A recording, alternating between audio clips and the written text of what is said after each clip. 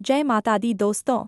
आज हम बात करने वाले हैं वैष्णो देवी यात्रा 2026 की पूरी जानकारी पर। अगर आप पहली बार माता वैष्णो देवी के दर्शन करने जा रहे हैं तो आपके मन में कई सवाल होंगे। कटरा कैसे पहुँचें? यात्रा कहाँ से शुरू होती है? रजिस्ट्रेशन कैसे होता है? खर्च कितना आएगा? पैदल जाएं या हेलीकॉप्टर से? दर्शन में कितना समय लगता है?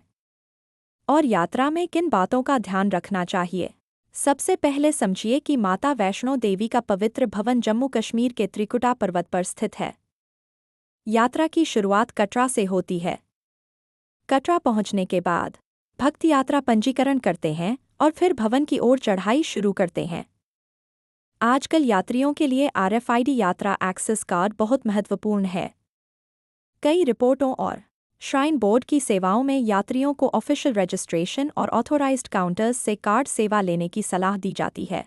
Shri Mata Vaishno Devi shrine board +1। अब बात करते हैं कि कटरा कैसे पहुँचें। अगर आप ट्रेन से जाना चाहते हैं तो आपका स्टेशन होगा श्री माता वैष्णो देवी कटरा। भारत के कई बड़े शहरों से कटरा के लिए ट्रेनें चलती हैं।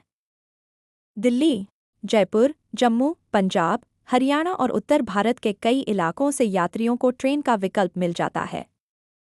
IRCTC टूरिज्म भी वैष्णो देवी पैकेजेस देता है, जिसमें यात्रा, ठहरने और दर्शन से जुड़ी सुविधाएं पैकेज के अनुसार शामिल हो सकती हैं। IRCTC tourism +1। अगर आप फ्लाइट से जाना चाहते हैं तो नज़दीकी एयरपोर्ट जम्मू है। जम्मू से कटरा तक टैक्सी, बस या शेयर कैब मिल जाती है। जम्मू से कटरा की दूरी लगभग 45 से 50 किलोमीटर के आसपास मानी जाती है और सड़क से सामान्यतः 1.5 से 2 घंटे लग सकते हैं। ट्रैफिक और मौसम पर निर्भर करता है। अब यात्रा का मुख्य भाग शुरू होता है, कटरा से भवन तक का रास्ता। पारंपरिक पैदल मार्ग लगभग 12 से 14 किलोमीटर के आसपास माना जाता है। कई गाइड्स में कटरा से भवन तक मुख्य पड़ाव बाणगंगा, अर्धकुंवरी, सांची छत और भवन बताए जाते हैं। हिंदुस्तान प्लेगाइड +1। यात्रा के रास्ते में आपको पानी, भोजन, चाय, मेडिकल सहायता, सुरक्षा और आराम करने की सुविधा मिलती है। अगर आप पहली बार जा रहे हैं तो जल्दबाजी न करें।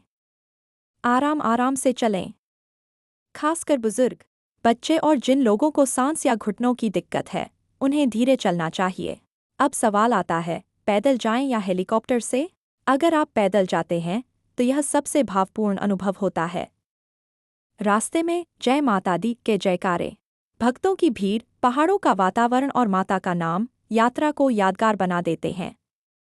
लेकिन अगर समय कम है या स्वास्थ्य अनुमति नहीं देता तो हेलीकॉप्टर का विकल्प भी है। श्राइन बोर्ड की ऑफिशियल वेबसाइट पर हेलीकॉप्टर बुकिंग की सुविधा दी जाती है।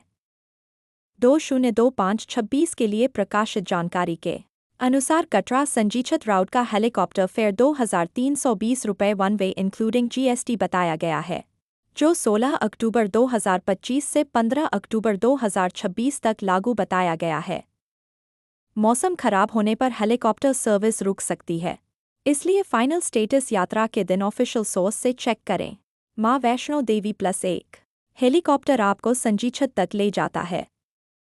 वहां से भवन तक कुछ दूरी पैदल या उपलब्ध सुविधा के अनुसार पूरी करनी होती है।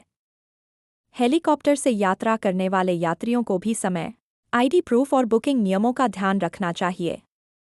निजी एजेंटों से सावधान रहें और ऑफिशियल वेबसाइट से ही बुकिंग करें।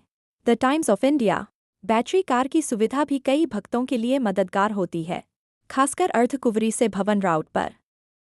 श्राइन बोर्ड की वेबसाइट पर बैटरी कार्स का विकल्प सर्विस बुकिंग एरिया में दिखता है। अवेलेबिलिटी, टाइमिंग्स और फेयर यात्रा के समय बदल सकते हैं, इसलिए यात्रा से पहले ऑफिशियल साइट पर चेक करना जरूरी है।